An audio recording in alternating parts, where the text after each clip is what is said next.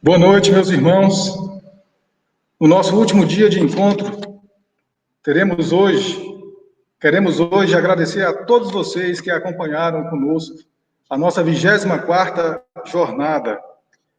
Esse encontro teve palestras maravilhosas e gostaríamos muito de externar o nosso agradecimento a todos aqueles que participaram conosco deste evento.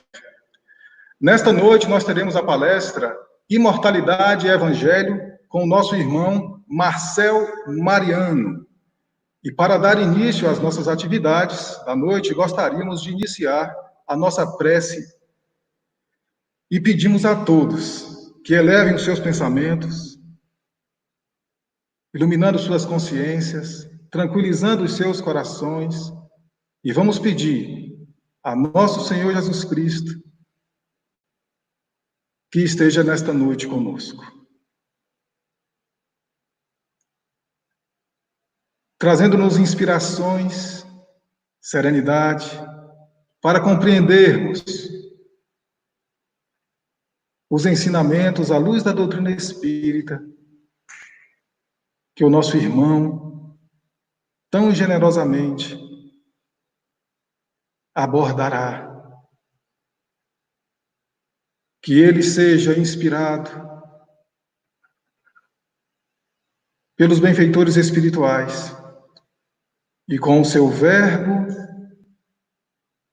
iluminar as nossas consciências e corações, volvendo-nos a um caminhar seguro, humilde e sereno, onde o dever de servir, amar e perdoar seja sempre a meta dos nossos passos. Jesus, vem ter conosco, ilumina-nos cada um, e com teu abraço amoroso, possamos hoje, em uníssono de pensamentos, iluminar as nossas consciências e daqueles que passam pelo flagelo das dores, das aflições, da perca, que possam eles terem os corações acalentados em teu imenso amor. Vem ter conosco, Jesus, agora, amanhã e sempre. Louvado seja nosso Senhor Jesus Cristo. E nesse instante, para o nosso momento musical, nós vamos chamar a jovem Alice, da Juventude Espírita Irmã Celina, e Laura, da Evangelização Espírita Tia Zélia, para brilhantar a nossa noite com ação musical. Seja bem-vinda, meninas. Tudo bem? Que Jesus abençoe vocês. E estamos aqui prontos para ouvir a música que nos inspirará na noite de hoje. Fiquem à vontade. Obrigada.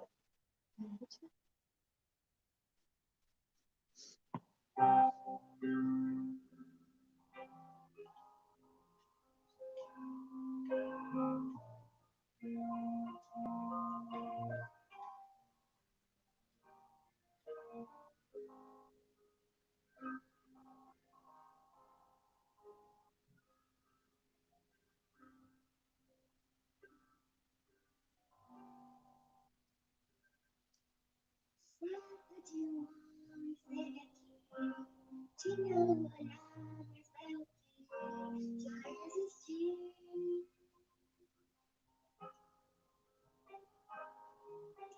Tinha um cantar, uma oração, um falar mais, só se ouvir.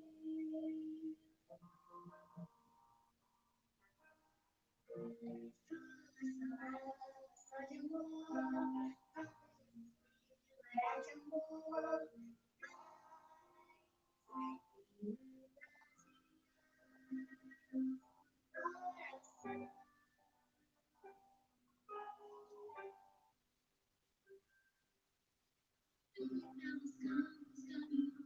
amor. Subiu as montanhas e falou amor maior.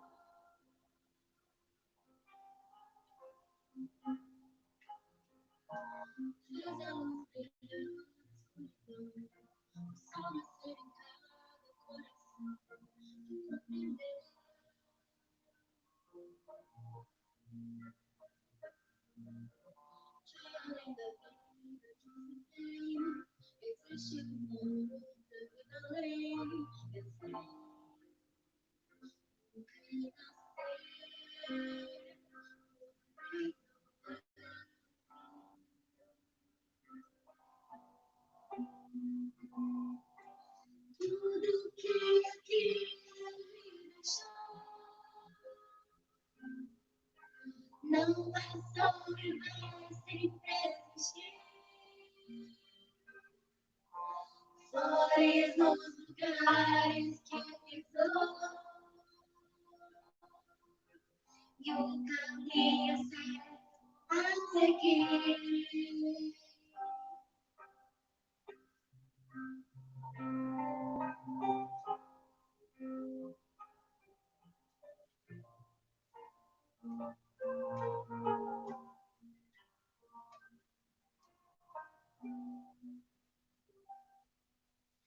Eu sei que um dia vai voltar e os mesmos campos procurar o que plantou.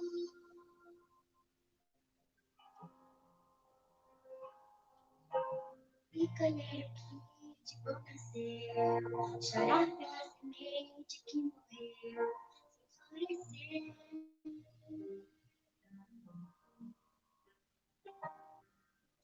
Mas ainda tempo de cantar, passarinhos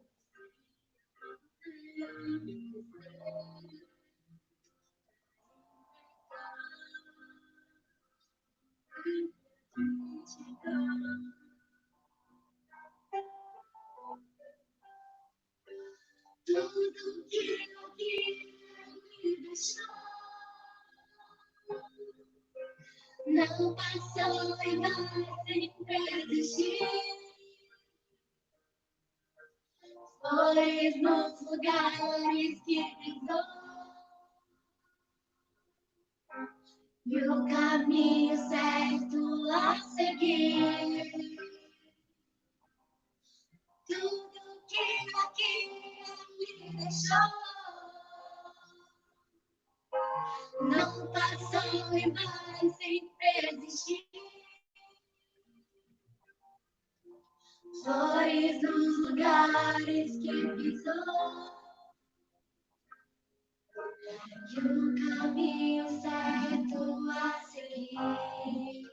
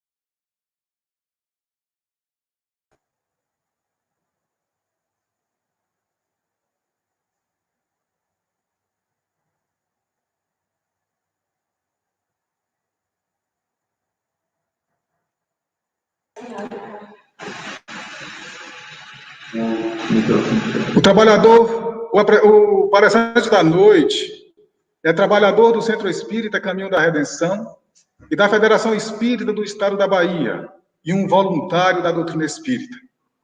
Nesse momento, com votos de muita paz, nós convidamos o irmão Marcel Mariano para a palestra da noite, Imortalidade e Evangelho. Marcel, que Jesus te abençoe, muita paz. Meus queridos amigos, minhas queridas amigas, caros internautas, jovens, aqueles que nos acompanham pelo YouTube, formulamos a Jesus os mais ardentes votos de paz. Estamos todos sob a emoção da linda música interpretada de maneira tocante e emocionada pelas duas jovens, evocativas deste homem que dividiu a história. Esse homem Não obstante não amado, ama, até hoje, o imenso rebanho que lhe foi confiado no planeta, cujas convulsões sociais acentuam-se de hora a hora. Não nos referimos aqui apenas à problemática pandêmica que horas atravessamos.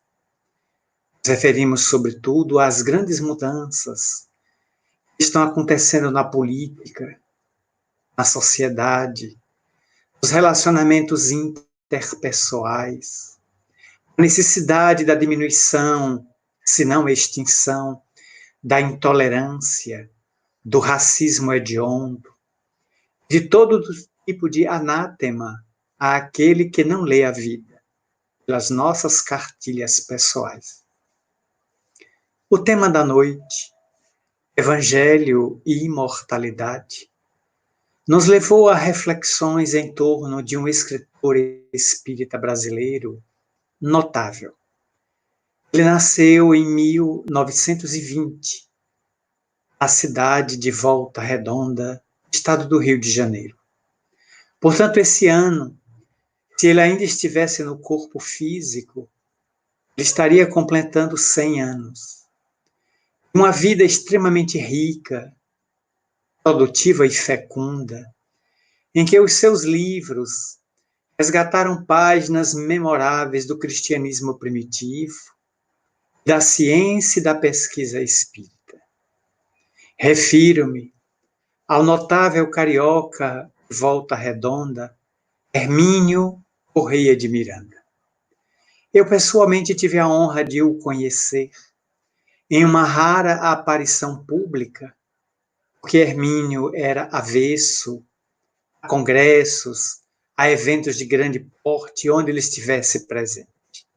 Era o pesquisador silencioso, era o investigador anônimo, que optou sequer por militar em casas espíritas, escolhendo eleger da sua residência um cômodo onde pudesse fazer notáveis pesquisas na área da regressão de memória, na área da mediunidade, escrevendo obras tão extraordinárias. E quando houve a publicação de Diálogo com as Sombras, que um exemplar chegou à então médium Ivone do Amaral Pereira, também carioca de Rio das Flores, no Rio, que ela examinou esse livro, ela diria, em um dos seus lances biográficos, escreveu para o próprio Hermínio, disse a ele que Diálogo com as Sombras era o livro que Allan Kardec gostaria de ter escrito. Para se ver a limpidez, os raciocínios lúcidos deste homem notável nosso tempo. Hermínio esteve conosco aqui na Bahia, em Salvador, durante o 6º Congresso Espírita, de 1987, quando eu me encontrava presente, então, com apenas 23 anos de idade. Pude conhecê-lo pessoalmente em uma das conferências que ele realizou no Centro de Convenções da Bahia, então recém-inaugurado no espaço da Boca do Rio, ou no aterro da Boca do Rio, a famosa praia de Salvador. Nunca mais o vi pessoalmente, mas fiquei cativado pela literatura que ele já tinha copiosa à época e hoje, como uma herança de luz. Os seus livros mostram caminhos onde o mundo não tem estradas. Entre esses livros, me pareceu que um era pertinente à noite de hoje, para as nossas breves reflexões, junto a todos aqueles que nos honrarem com as suas presenças virtuais. Oportunamente, editado pela editora O Clarim, da cidade de Matão, interior de São Paulo, ali criada por Carba Schutel, notável bandeirante do espiritismo naquelas terras, eis que Hermínio escreveria uma obra intitulada Cristianismo. Mensagem esquecida. Ele faria um resgate do pensamento cristão que nasceu com nosso Senhor Jesus Cristo, vem até os nossos dias em 2020 anos de cristianismo, desde o nascimento presumível de Jesus a 2020 anos, e hoje nós temos dificuldade de separar, com toda sinceridade, o joio do trigo. Já não sabemos bem o que é cristianismo e o que são as doutrinas derivadas da árvore do cristianismo. Porque houveram tantos enxertos nesta árvore, que algumas dessas ramificações mais parecem gravetos secos e estéreis, que não conseguem nem acolher os pássaros para a construção dos seus ninhos, nem ofertar flores para a beleza da primavera. Muito menos conseguem alimentar animais e pessoas, porque sendo secos, seus frutos estão esturricados e sem vidas. Portanto, fundamental fazer uma viagem no tempo, mesmo que breve, para entender esse cristianismo que ficou desde a crucificação de Jesus, a sua mensagem naqueles 3 anos de vida apostólica, até aproximadamente início do século IV, do século IV, quando os grandes imperadores de Roma, já decadente, tentavam a todo custo, com suas legiões e tropas, como Diocleciano, extinguir a chamada praga nazarena do Império Romano. A decadência se alastrava por Roma. A família, como um tecido, havia se rasgado no saque, na depravação, na obscenidade, na loucura pela posse. E surgia em Roma uma doutrina que mesclava o pensamento de Jesus com o pensamento pagão. Milhares de pagãos que antes adoravam os deuses olímpicos e se curvavam diante de César, do panteão representado por Júpiter, agora se convertiam ao cristianismo por ausência de opção, mas não por convicção íntima.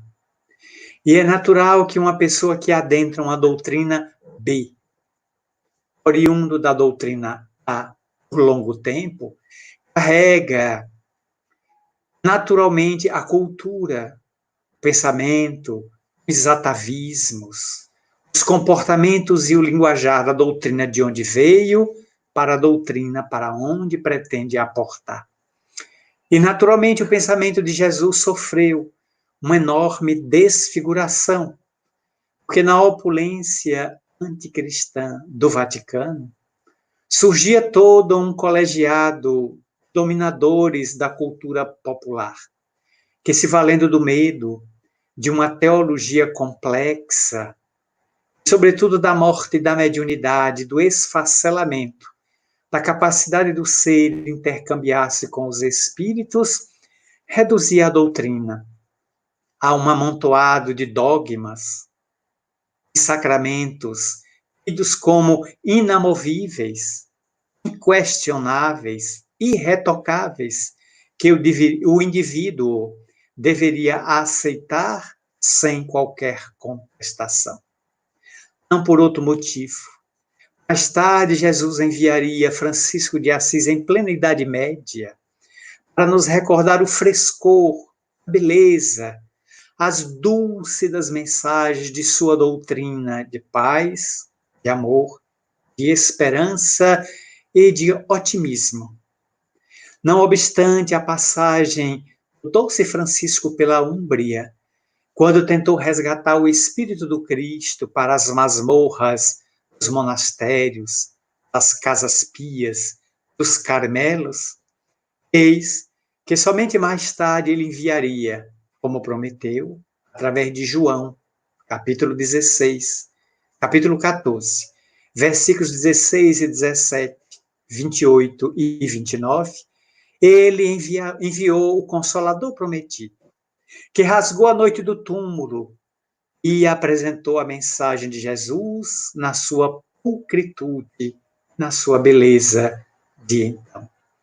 E isso é profundamente comovedor, porque retornando àqueles dias, resgataremos de Hermínio Correia de Miranda esta obra extraordinária e volumosa, onde ele procura enfeixar os diversos caminhos, os diversos atalhos que o pensamento cristão tomou durante estes séculos, estes mais de 20 séculos de cristianismo até os nossos dias, de modo que a criatura humana hoje que se diz cristã está perdida, em grande parte. Não sabe de onde veio e muito menos sabe para onde vai. Crê, mas não sabe. Lê, mas não compreende. Escuta, mas não ouve. E, consequentemente, não consegue separar o joio do trigo, o bagaço da cana, da garapa doce. E, consequentemente, acredita em Deus, pelo que talvez hoje o nosso principal adversário não seja mais o materialismo. Não. Seja o materialismo enquanto crença de que não tem nada depois da vida. Talvez o nosso maior adversário da atualidade seja o apego, que é um derivado do materialismo.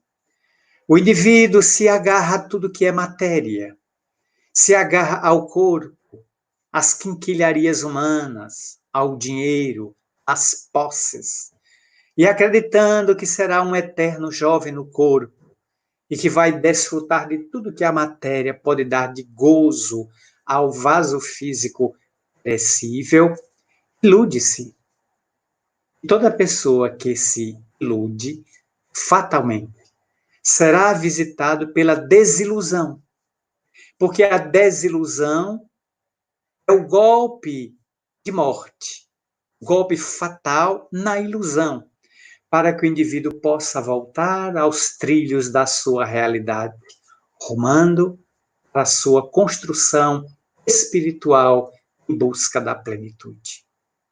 Hermínio, nessa obra extraordinária, Cristianismo, Mensagem Esquecida, resgata um episódio histórico dos anos 30 do século passado, quando logo após a Primeira Guerra Mundial, 14 a 18, com 30 milhões de mortos. Logo depois da quebra, chamado crack, da Bolsa de Nova York, a Quinta-feira Negra de 1929, que arrastou o mundo para uma grande depressão econômica, com consequências depressivas emocionais sobre milhões, eis que em 1933, quando a sociedade parecia mergulhar na calmaria aparente, porque logo depois viria uma hecatombe muito mais violenta, cruel, hedionda do que a Primeira Guerra Mundial, um grupo de filósofos, cientistas, pensadores, poetas, médicos, se encontraram em uma certa residência de Londres, e sob a coordenação de Dr. Robert A. Gray, passaram a trabalhar uma tese. Eles gostariam de realizar naqueles encontros, aquela sociedade tão instável daqueles dias, tão recuados, quase 90 anos atrás, eles gostariam de fazer uma análise em profundidade da sociedade europeia, a sociedade caótica daqueles dias. Porque as pessoas estavam com tanto medo de que uma segunda hecatombe aparecesse. Quais eram as feridas que a Primeira Guerra Mundial havia produzido? E daqueles encontros, daquelas reflexões, nasceu um livro, prefaciado pelo Dr. Robert A. Gray, A Crise do Cristianismo, que Hermínio Correia de Miranda coloca ainda não ter tradução para o português, salvo nesse momento, se já o houver. Nesse livro, A Crise do Cristianismo, no prefácio, o Dr. Robert A. Gray faz duas interrogações àquele grupo e ao hipotético leitor, examinaria e hoje poderia examinar esse livro. A primeira interrogação é: teria falhado o cristianismo, a doutrina de Jesus? Teria falhado na sua missão de tornar o homem evoluído, espiritualizado, melhor? Interrogação. A segunda pergunta também é dramática. Ainda teria condições o cristianismo, século XX, de levantando-se do seu aparente sossobro, da sua aparente derrocada, construir um homem menos belicoso, menos violento, menos armamentista, evitando que ele adentrasse numa segunda devastadora guerra mundial? Nova interrogação. Mas de que cristianismo nós estamos falando? Porque há dois cristianismos. Aquele que representa o pensamento de Jesus, sua doutrina, que está perfeitamente alicerçado de maneira sintética em Mateus, capítulo 5, versículo de 3 a 12, quando o notável evangelista faz rascunhar o pensamento de Jesus naquela tarde encantadora e inolvidável, em que ele trouxe às criaturas humanas o maior sermão que um homem já proferiu na terra, o Sermão da Montanha. Gandhi, Mahatma Gandhi, ou Mohandas Gandhi, seu nome primeiro, afirmou na década de 40, logo depois da Segunda Guerra Mundial, terminou em 1945, Gandhi afirmaria, na sua luta por libertar os indianos e paquistaneses do tacão britânico, que para o cristão não é suficiente um livro de 400 páginas, a Bíblia, mas para ele, que era hinduísta, foi suficiente 12 linhas, o Sermão da Montanha. Encantou Mohandas Gandhi de tal maneira que ele considerou que foi o maior discurso que um homem já proferiu na Terra. Por isso, ele afirmou a um jornalista que amava aquele Cristo, sem ser cristão, tinha medo dos cristãos. Porque essa doutrina extraordinária não conseguiu, aparentemente, fazer as massas melhores. Milhões de criaturas penetraram os umbrais do cristianismo, seja pela doutrina católica romana, seja pelo anglicanismo de Henrique VIII na Inglaterra, também de base cristã, seja pelas doutrinas que foram derivadas do pensamento de Martinho Lutero, o chamado protestantismo, luteranismo, hoje em enormes e variadas denominações, inclusive as antigas, as chamadas tradicionais, e as atuais, recentes, de 40 anos para cá, chamadas neopentecostais. Todas elas têm base cristã. Então, do ponto de vista de cristianismo, a árvore, nós somos hoje na Terra aproximadamente 2 bilhões de cristãos. Isso significa que se a Terra tiver em números redondos 8 bilhões de pessoas, 25% da humanidade é cristã, estando vinculada ou agasalhada em alguma rama, em alguma galharda desta imensa árvore que se chama cristianismo. Nós, os espíritas, também somos cristãos. Entretanto, anotemos as nossas diferenças. Olhemos os imensos abismos teológicos, as imensas fossas de pensamento que existe de um grupo para outro, sob este ou aquele aspecto.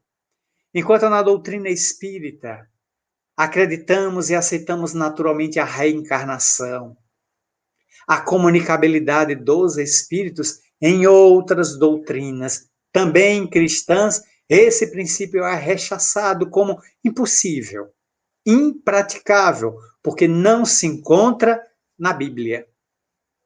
O indivíduo vai buscar na letra que mata o que não consegue filtrar pelo espírito que vivifica.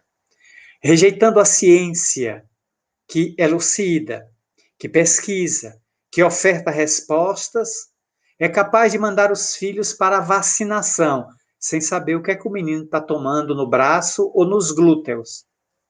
Mas rejeita a descoberta científica da reencarnação pela TVP, pela terapia das vivências passadas, pelos relatos insuspeitos de pacientes em clínicas psiquiátricas que foram submetidos a esta terapia e, sob o transe hipnótico, muito bem orientados, volveram a existências antes do berço atual, contando fatos e acontecimentos que puderam ser comprovados cientificamente. Que eu diga, a doutora norte-americana psiquiatra Edith Fiore. Edith Fiore é de formação metodista, portanto protestante, absolutamente radical e fechada em torno do fundamentalismo bíblico. Mas hoje, se ainda estiver encarnada, ela em vida declarou que era reencarnacionista. Porque ao submeter pacientes seus que não ofereciam qualquer avanço de melhora às terapias tradicionais, ela foi estudar TVP, terapia a vivências passadas. E ao submeter seus pacientes novos a essa terapia, da qual havia se doutorado, ela observou que alguns deles, tipicamente nova-iorquinos, falavam idiomas completamente diferentes do inglês em transe. Ela notou esses diálogos. Junto de especialistas e filólogos e tradutores, ela traduziu esses idiomas e conseguiu perceber que aquele paciente em transe se referia a uma existência na Alemanha, na França, na Bélgica, na Holanda, para onde ela viajou. Ela foi pesquisar e concluiu que o indivíduo havia vivido ali, não naquela existência em que era norte-americano. Ele viveu ali quando ele possuía um outro corpo que falava aquele idioma nativo. Ela concluiu pela robustez da reencarnação e mesmo permanecendo evangélica metodista, tornou-se reencarnacionista, pelo menos valendo-se dessa tese como terapia para os dramas, fobias e conflitos de seus diversos e inúmeros pacientes. Dr. Ramendra Nath Banerjee, o notável pesquisador de Rajasthan, na Índia, que examinou mais de 1.028 casos de reencarnações dentro da Índia, que tem 1,5 bilhão de habitantes hoje na atualidade. Dr. Ramendra Nath Banerjee chegou a vir ao Brasil, mas hoje já se encontra no mundo espiritual. Certamente confirmando hoje tudo quanto ele pesquisou. Deixou um acervo extraordinário de casos tão probantes na área de reencarnação, com lembranças naturais de crianças que, em tenra idade, recordavam de onde tinham vivido, de seus corpos, seus nomes, filhos e mulheres que haviam ainda deixado na existência anterior, que foram localizadas e confirmaram que aquela criança de hoje era o mesmo espírito que havia habitado naquele corpo. Não só a reencarnação fica confirmada, nós temos aí transpirando de maneira absolutamente iniludível o princípio da imortalidade. Então, esse cristianismo de Jesus é positivamente imortalista, porque Jesus confirmou as suas palavras com o seu reaparecimento no túmulo, 3 dias depois de ser sepultado naquela gruta lodosa que José de Arimateia havia cedido para ser o seu mausoléu. Como os judeus não tinham o hábito de enterrar os corpos e sim sepultá-los em grutas e cavernas, o corpo de Jesus ficou numa pedra, numa lápide, deitado sob as mantas que lhe serviam de costumes para cobrir o seu corpo, mas 3 dias depois a pedra estava removida. E quando as mulheres piedosas de Jerusalém, Maria de Magdala, Maria de Jerusalém, Verônica e outras, foram visitar o túmulo, eis que ele não estava mais ali. Ele surge no outro momento para dizer que encontraria com os seus a caminho de Emaús. E, portanto, ali vai reencontrá-los, mostrar as chagas dos pulsos e dar a confirmação explícita de que se ele havia superado o túmulo, todos do colegiado apostólico e toda a raça humana conhecida naqueles dias também gozava do mesmo dom, da mesma herança divina, a herança da imortalidade. Porque todos nós, mesmo que não tenhamos cultura religiosa ou acadêmica, de maneira inata, de maneira absolutamente natural, não acreditamos que a morte seja o fim. Senão, o que explicaria que as cerimônias fúnebres são tão elaboradas? Por que é que nós colocamos nos nossos túmulos? Aqui dorme fulano de tal. Se ele dorme, ainda não morreu. Ele está dormindo. Como se tivéssemos a oportunidade de reencontrar aquele ser na vida imortal. Todo o cristianismo do Ocidente, especialmente o catolicismo e as igrejas evangélicas, estão fundamentadas em 4 estados após a morte, o que significa que vamos para lá. Para a igreja romana, céu, inferno, purgatório e limbo. Para as igrejas evangélicas, céu e inferno, excluído purgatório e limbo, porque não tem base bíblica. É uma criação da Idade Média para dar suporte às novas linhas de pensamento que surgiu, a chamada sociedade burguesa. Uma nova classe social surgia na Europa que reclamava um lugar além da matéria. Como era avarenta para o conceito da época, estava destinada ao inferno, mas se comprasse um passaporte, passaria numa alfândega chamada purgatório. E com as preces feitas na terra, as preces encomendadas, eles saíam do purgatório direto para o céu. Hoje sabemos que o purgatório é aqui mesmo na terra. Nós estamos em pleno purgatório.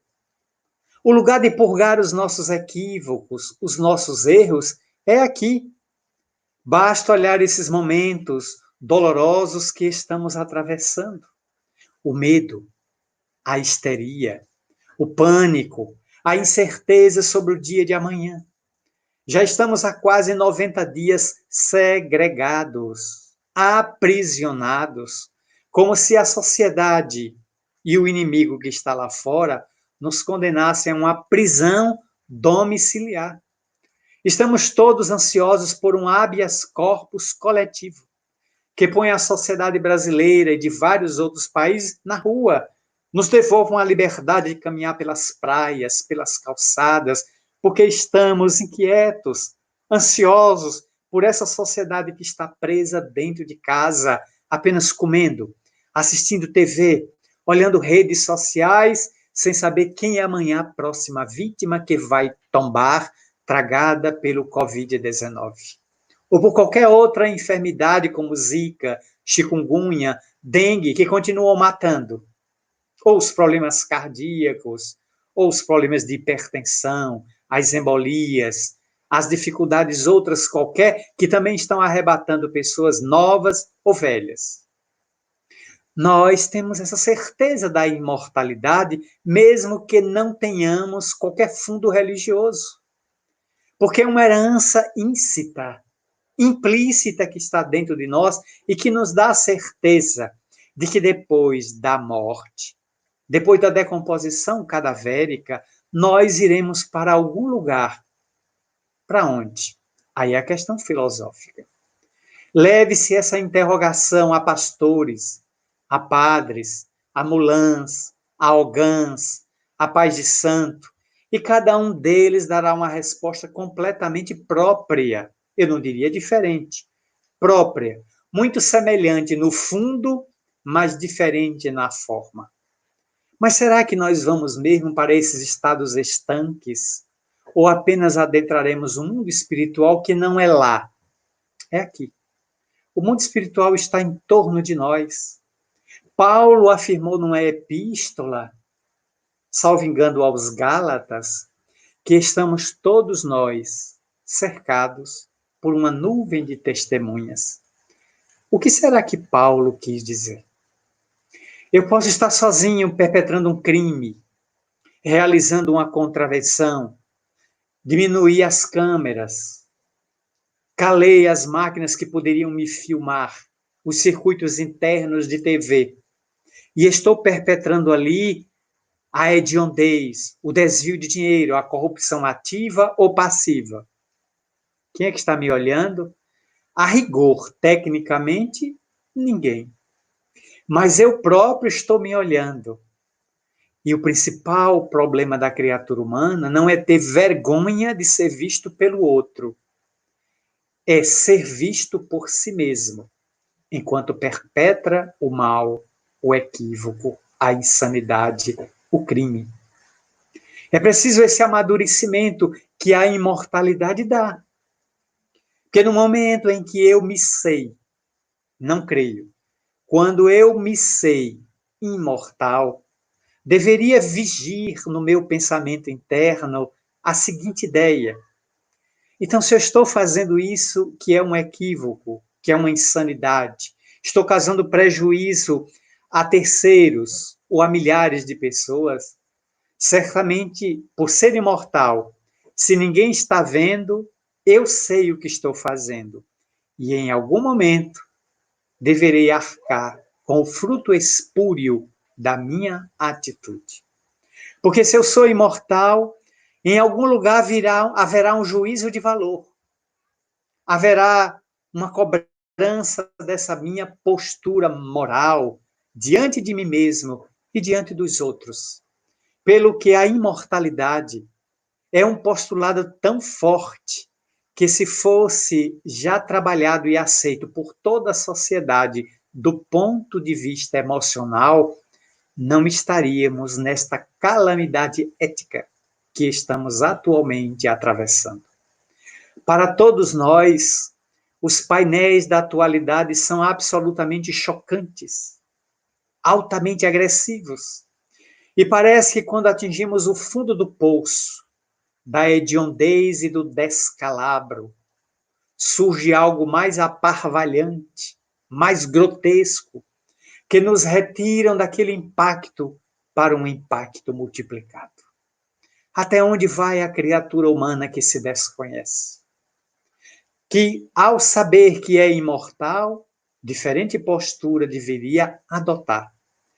E quando, junto a essa imortalidade, tiver a certeza, não a crença, o entendimento, de que é um ser reencarnado hoje, vindo de multifários processos palingenésicos e gravitando para diversificados momentos reencarnatórios no futuro, naturalmente que o indivíduo tomará conta de si com muito mais zelo, com muito mais cuidado, andando praticamente no fio da navalha, cumprindo austeramente os seus deveres morais e éticos perante a vida, porque sabe que para onde for, leva-se. Não leva o que tem. Tudo que eu tenho, deixo. Tudo que eu sou, me acompanha para onde eu for. Dessa maneira, bem e mal são estados íntimos. Céu e inferno são instâncias instaladas na intimidade da consciência, porque o indivíduo em desequilíbrio, o indivíduo em desgoverno, o indivíduo que entrou em choque, em colisão com a sociedade, com as suas leis ou com os estatutos divinos, não precisa ir mais para o inferno. Ele já está dentro de um inferno interno que o consome. Ele é seu próprio demônio. E somente ele poderá exorcizar quando decidisse por tornar-se alguém melhor. O indivíduo em paz, o indivíduo em harmonia, o indivíduo em equilíbrio e serenidade, que cumpre com seus deveres, que faz todo o bem nos limites possíveis, como disse Allan Kardec, na inesquecível página inserida em um livro O Evangelho segundo o Espiritismo. Pessoalmente, Eu nunca li uma página tão bela como aquela. Ainda credora, merecedora nos nossos dias de profundas reflexões. O Homem de Bem. Capítulo 17, no item número 3. Kardec constrói uma página formosa de peregrina beleza, retratando o homem e a mulher de bem. Falemos agora a americana, no contexto holístico da atualidade, homem e mulher de bens. E esses homem e mulher de bem, porque bens no plural são coisas que a gente junta, o homem de bem, a mulher de bem, estão ali com todas as suas virtudes elencadas.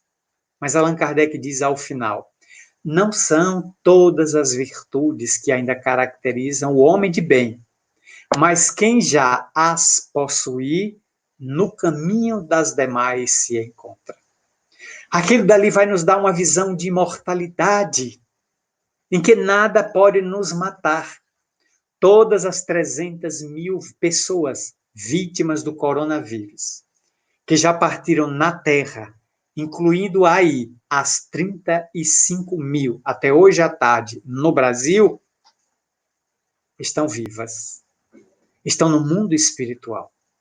Cada uma despertando conforme o seu nível de evolução.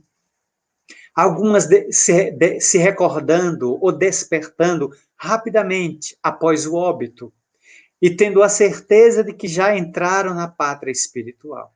Outros com algumas horas, alguns dias, semanas, meses. Alguns vão levar anos adormecidos, porque se bombardearam de materialismo e colhidos pela doença cruel e insidiosa, aportaram como náufragos na pátria espiritual, sem saber bem que estranho país é aquele.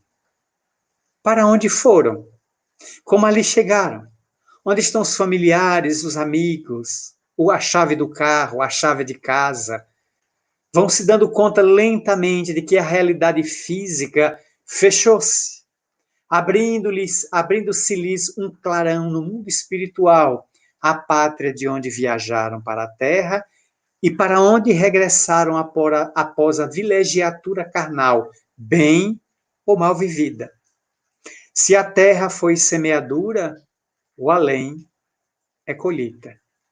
Em toda semeadura sou livre, mas na colheita sou constrangido.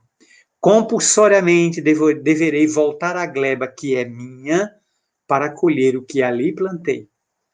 A imortalidade está inserida no Evangelho, de ponta a ponta, convidando a criatura humana, homens e mulheres, a uma profunda reflexão dos seus valores morais e do significado de existir.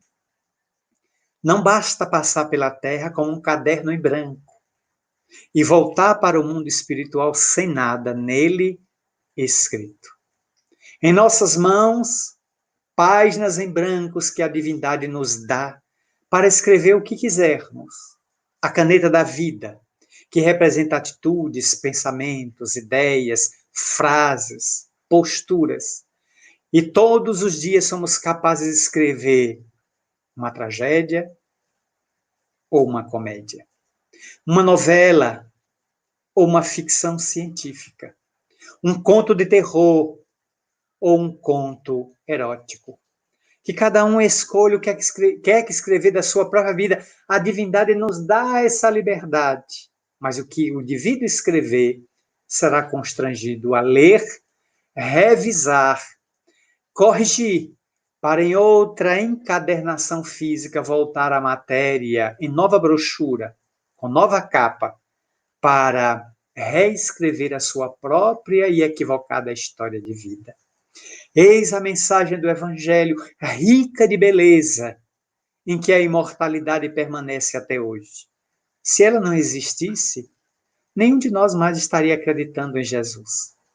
Ele teria sido apenas um fanático, um ilusório, um ilusionista que passou por aqueles dias amargos e áridos da Galileia, lançando uma ideia que afrontava Roma e o judaísmo, e como prêmio levou apenas a crucificação entre dois ladrões.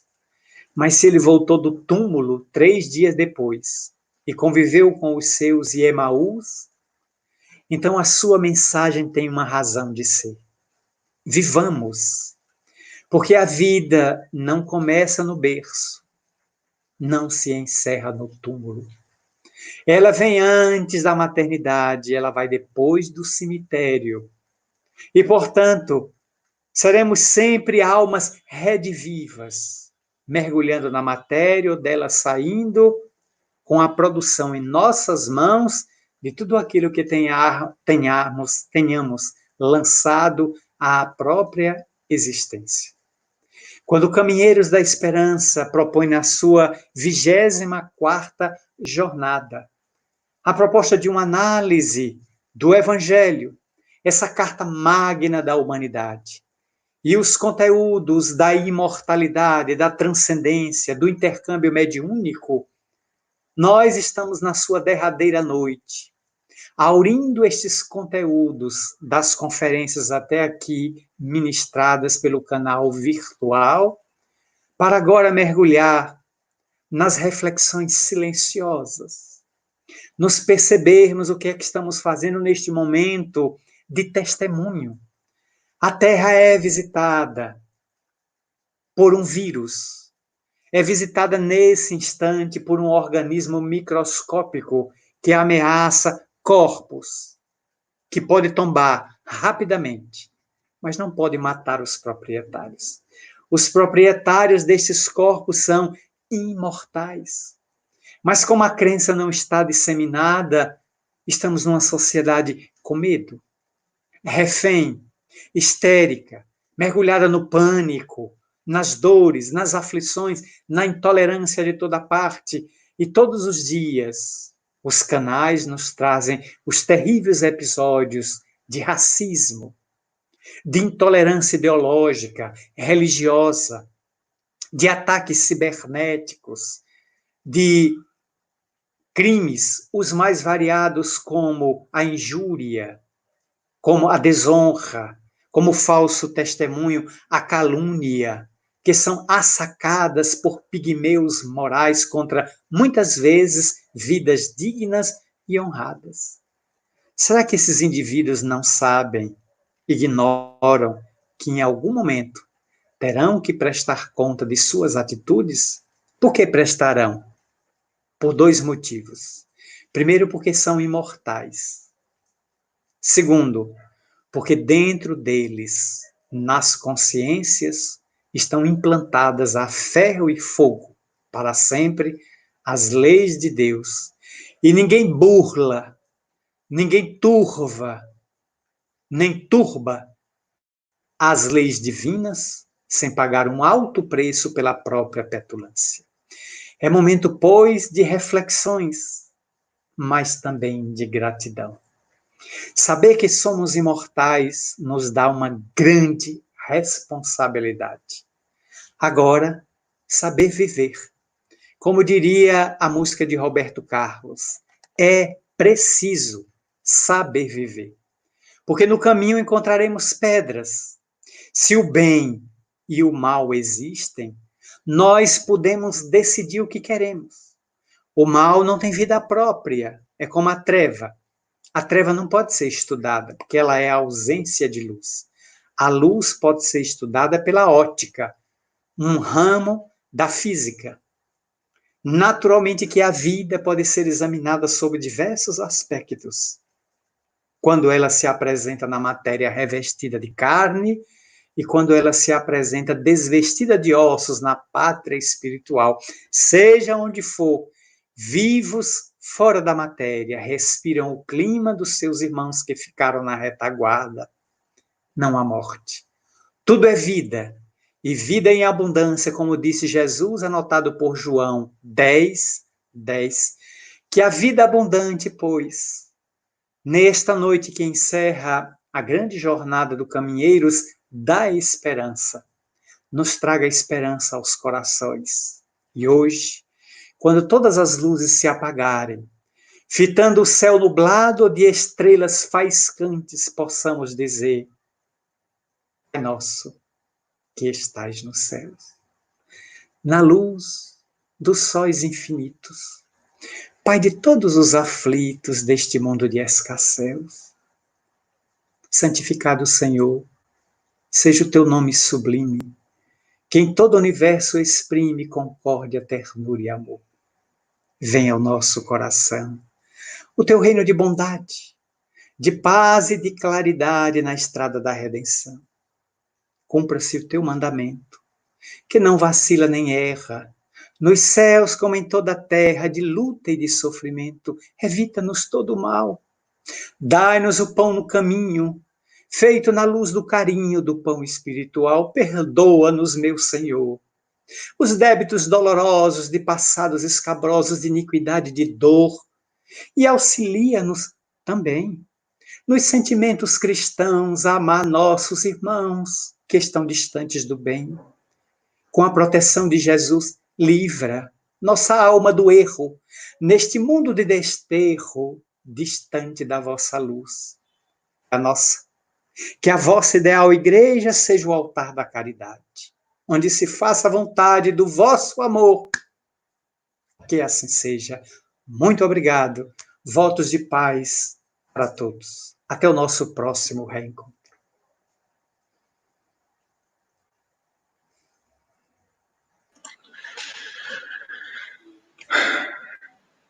Marcel, é sempre muito bom ouvi-lo.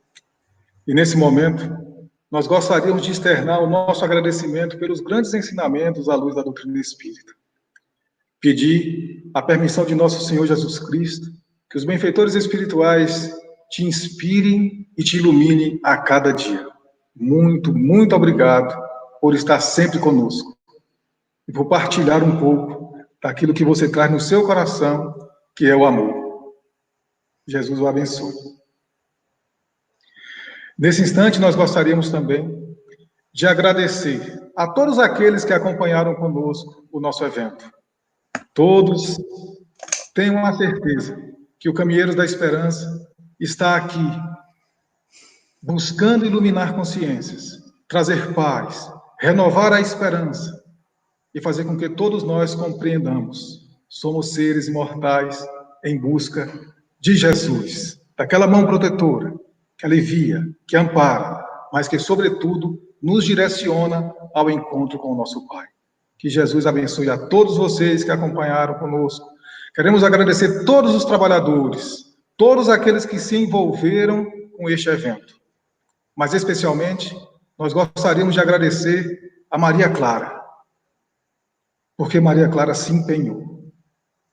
Maria Clara buscou este encontro. E ele está acontecendo hoje, principalmente, pela vontade dela. Que Jesus abençoe você, Clara. Queremos agradecer também a Contabilidade São Jorge, a Floricultura Japonesa, ao Armarinho 13 e o Alecrim Dourado Especiarias, por nos auxiliar no evento. E para finalizar, com chave de ouro, nós gostaríamos de convidar mais uma vez as nossas pequenas, Laura e Alice, para a vibração musical de encerramento do nosso evento.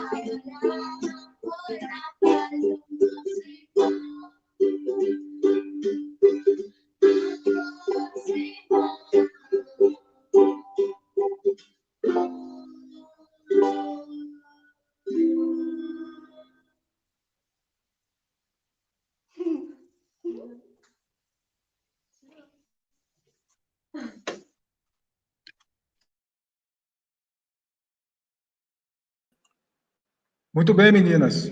Nós agradecemos demais a vocês. Achamos linda a apresentação. Que Jesus possa abençoá-las e iluminá-las sempre. Nós gostaríamos de agradecer mais uma vez a Marcel, gostaríamos de agradecer a Geraldo Campete, agradecer a Ricardo Ferreira por ter estado aqui conosco. Que Jesus abençoe todos vocês. E em nome deles, Marcel, nós transmitimos esse agradecimento. Jesus seja sempre contigo. Muita paz. Nós vamos partir para o nosso encerramento, pedindo a todos que tenham uma ótima semana e que os nossos vídeos das palestras ficarão disponíveis em nosso canal do YouTube e do Facebook. E quando quiserem, fiquem à vontade para assistir. Uma boa noite a todos, que Jesus os abençoe hoje, amanhã e sempre. Muito, muito obrigado por estar aqui conosco. Muita paz. Até o 25º encontro. Tchau. Boa noite.